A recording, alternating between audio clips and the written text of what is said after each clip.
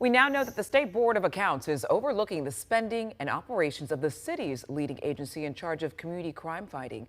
The Office of Public Health and Safety has received tens of millions of dollars over the years. That money funds anti-crime initiatives and some other programs, but there's really been little internal controls or oversight. Fox 59's Russ McQuaid has studied the city's audit of its own agency, and today he brings us the reaction of some counselors who are outraged that their questions about accountability have been ignored.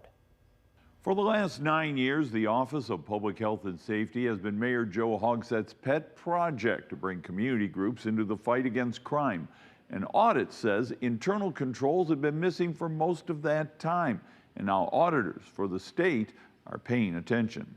The city has invested tens of millions of dollars into neighborhood anti-crime programs, and $45 million of that was federal money.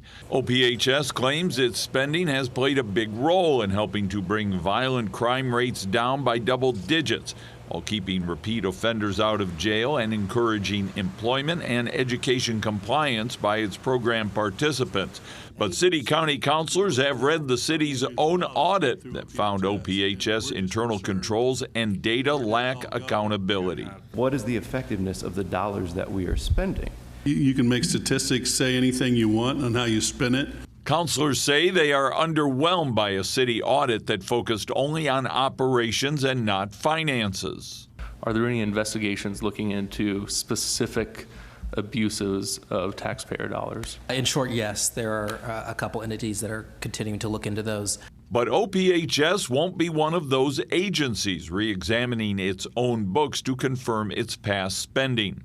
Councilor, OPHS has not gone back and performed any corrective action for any invoices. And the woman who was Mayor Hogsett's first violence reduction director told the councilors she was pleading for OPHS standard operating procedures years ago. I was not surprised about this report either.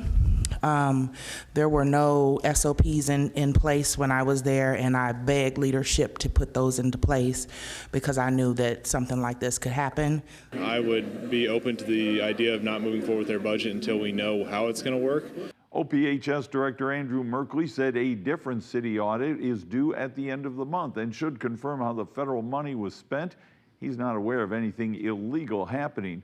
The mayor's office says it is confident in the changes that have been made in the wake of the audit. In the studio, Russ McQuaid, Fox 59 News.